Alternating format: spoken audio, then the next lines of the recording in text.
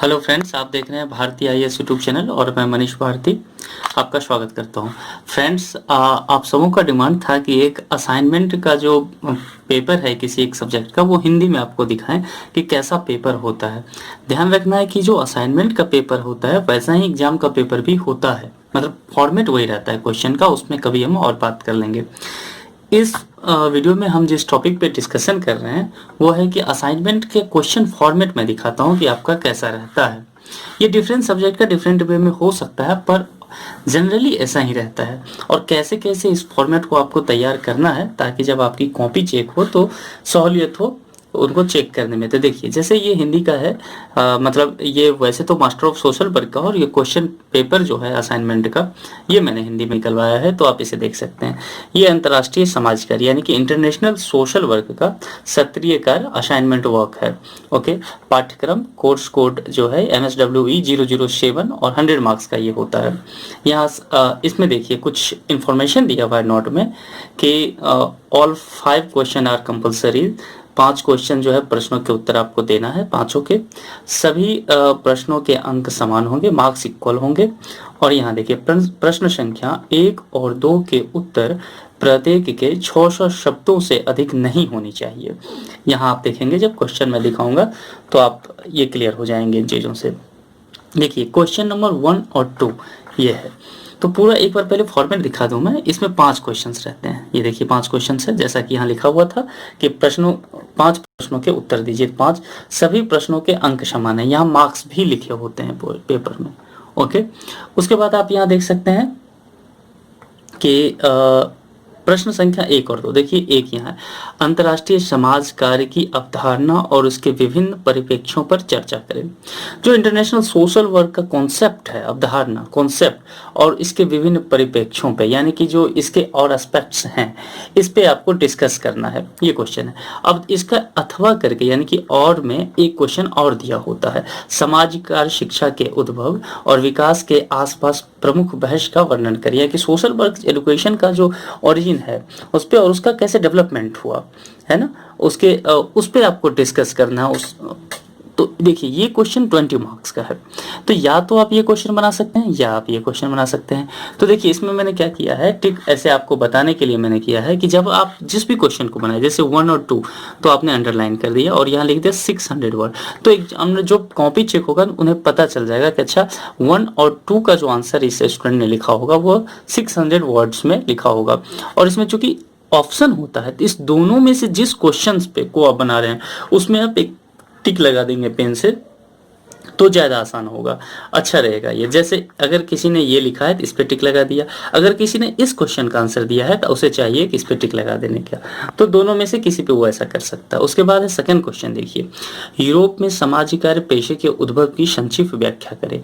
ये चूंकि international social work है तो यूरोप के कॉन्सेप्ट को लेकर के बात कर रही है। अगर दूसरा आपको बनाना है, मध्य पूर्व के देशों में सामाजिक कार्य की विशेषताओं पर प्रकाश डाले, है ना, तो जो मिडिल ईस्ट के कंट्री हैं उस वहाँ जो सोशल वर्क का जो क्वालिटीज हैं, सोशल वर्क का जो विशेषताएं हैं उस पर आपको बात करनी है, ये भी 20 मार्क्स का है। तो ये दोनों, या तो ये दोनों में से एक बनाइए या दोनों में से एक बना सकते हैं, ये आपको 2 क्वेश्चंस हो गए। ये 2 क्वेश्चंस ऐसे ही एग्जाम में भी इसी फॉर्मेट में होता है। नेक्स्ट देखते हैं, तीसरा है, निम्नलिखित में से किन्हीं 2 प्रश्नों के उत्तर 300 शब्दों में दे दिए। देखिए 4 क्वेश्चन दिया हुआ है, इसमें से केवल 2 का आंसर देना है। जो क्वेश्चन है उसमें अंडरलाइन लगा हुआ है, 300 वर्ड में अंडरलाइन किया है, इस 2 का 600 वर्ड और यहाँ 300, तो 4 क्वेश्चन हैं। इसके मार्क्स हैं 10 10 10, यहाँ 20 20 था, यहाँ 10 मार्क्स के एक क्वेश्चन है, 2 क्वेश्चन हैं। अंतर्राष्ट्रीय विकास और राहत, ये संस्कृति क्षमता, पूर्व एशिया दक्षिण अफ्रीका में कार्य अभ्यास का उद्भव, तो ये 4 क्वेश्चन हैं, 4 में 2 पे आपको टिक लगाना है, यानी कि जो भी 2 बना रहे हो आप। अगर आप चाहते कि ख और ग बनाना तो इस दोनों पे आपको टिक लगाना था, तो जो भी ऐसा हो उसी का आंसर आपको इसके असाइनमेंट में लिखना है। ओके, अब आइए 4th नंबर क्वेश्चन, इसमें है निम्नलिखित में से किन्हीं 4 प्रश्नों का उत्तर 150 शब्दों में दीजिए। यहाँ 4 प्रश्न है, इसको अंडरलाइन कर दीजिए, 150 वर्ड इसको भी अंडरलाइन कीजिए।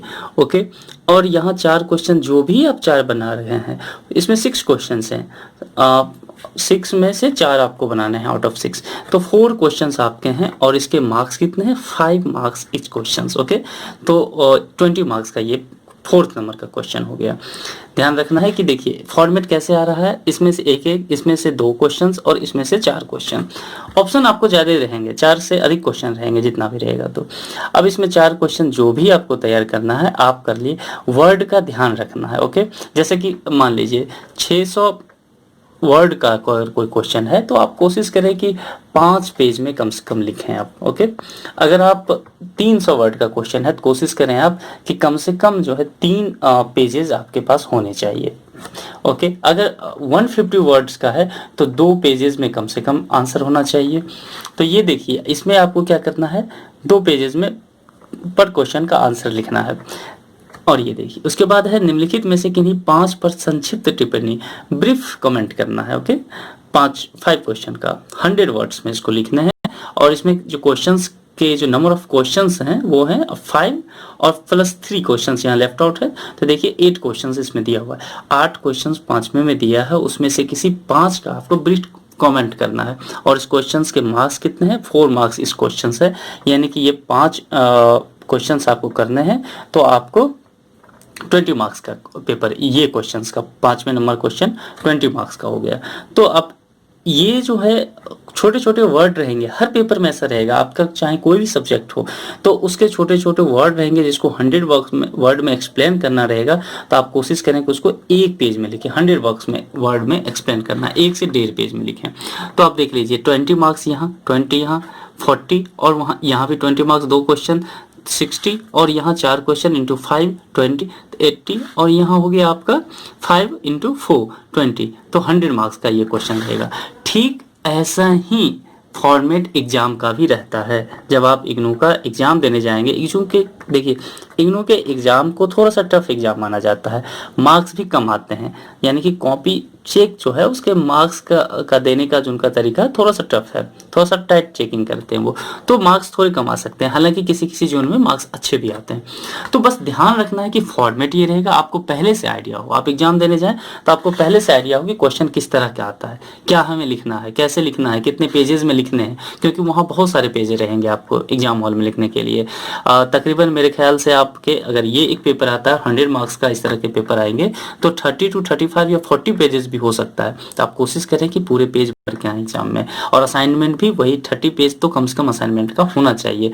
डायग्राम, फ्लो चार्ट ये वगैरह बनाएं, आप पैराग्राफ में लिखें, पॉइंट में लिखें, अच्छे से असाइनमेंट प्रिपेयर करें, क्योंकि आप जानते हैं कि 30% जो इग्नू के मार्क्स का वेटेज होता है वो असाइनमेंट का होता है, यानी कि आपके परसेंटेज बनने में आपके असाइनमेंट का एक बड़ा रोल है। तो असाइनमेंट को बिल्कुल हल्के में न लें, असाइनमेंट को अच्छे से प्रिपेयर करें। दूसरा क्या है कि असाइनमेंट जब आप ये प्रिपेयर कर लेते हैं तो इसे आप कहीं फेंक ना दें, इसके पिक ले लें या पीडीएफ बना के अपने पास रख लें, क्योंकि जब एग्जाम देने आप जाएंगे तो इसका रिवीजन करके जाइए। ये आपको मैं बता दूं, अगर आप असाइनमेंट का किसी भी इग्नूस के किसी भी सब्जेक्ट की आप पढ़ाई कर रहे हैं, किसी भी कोर्स का, graduation, post graduation, MPhil, PhD, whatever, जो भी आपका सब्जेक्ट हो, जो भी सब्जेक्ट कोड हो, आप अगर इग्नू से हैं तो आप असाइनमेंट को रखिए, असाइनमेंट अच्छे से बनाइए, उस पेपर को पीडीएफ बना के रख लीजिए, उसके सभी क्वेश्चंस को, ये नहीं कि दो, जितने क्वेश्चंस हैं एक एक क्वेश्चन आपको असाइनमेंट का आना चाहिए, बहुत अच्छे से आना चाहिए।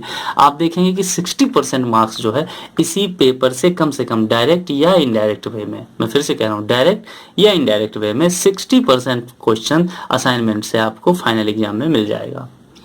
ऐसा लोगों का तजुर्बा है, मेरा खुद का तजुर्बा है, इसलिए असाइनमेंट पढ़ के जाइए। मैं बहुत से ऐसे लोगों को जानता हूँ इग्नू के एग्जाम में जो सिर्फ और सिर्फ पूरे साल भर में केवल एक असाइनमेंट पढ़ते हैं, उस सब्जेक्ट का पूरे अच्छे से तैयार कर लेते हैं और जाके एग्जाम दे देते हैं। असाइनमेंट कौन सा होना चाहिए, तो जिस सेशन में आपका एग्जाम हो रहा है उसी सेशन का असाइनमेंट होना चाहिए। कई लोगों ने मुझसे क्वेश्चन किया कि सर कौन सा असाइनमेंट, 2 साल पहले नहीं, 2 साल पहले का कैसे, जैसे अगर आपका किसी का एग्जाम दिसंबर 2020 में होने वाला है तो असाइनमेंट इसी सेशन का हो, जनवरी सेशन का होना चाहिए असाइनमेंट। किसी का अगर 2021 जून में है तो जून सेशन का, 2020-21 जून सेशन का जो असाइनमेंट है उसको आपको तैयार करना है। तो इस वीडियो में इतना ही।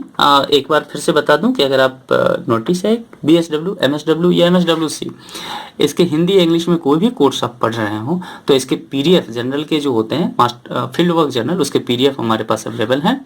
आप जब जनरल तैयार करेंगे उसमें कोई भी कठिनाई हो आप हमसे कॉन्टैक्ट कर सकते हैं। कॉन्टैक्ट डिटेल्स जो है डिस्क्रिप्शन बॉक्स में दिया हुआ है। आप जनरल PDF हमसे ले सकते हैं और अपने जनरल बनाने की प्रक्रिया को आसान बना सकते हैं। तो फ्रेंड्स इस वीडियो में इतना ही। दूसरे वीडियो में आपका डिमांड है कि एक हिंदी में एक असाइनमेंट तैयार हुआ दिखाए, तो मैं कोशिश करूंगा कि कुछ दिनों में वह भी आपके सामने एक लाऊं।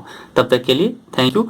चैनल को आप अगर इग्नू के कोई भी इन्फॉर्मेशन चाह रहे हैं तो चैनल को सब्सक्राइब कर लें, शेयर करें, वीडियो को लाइक करें, कमेंट सेक्शन में अपने डाउट्स को लिखें। Thank you.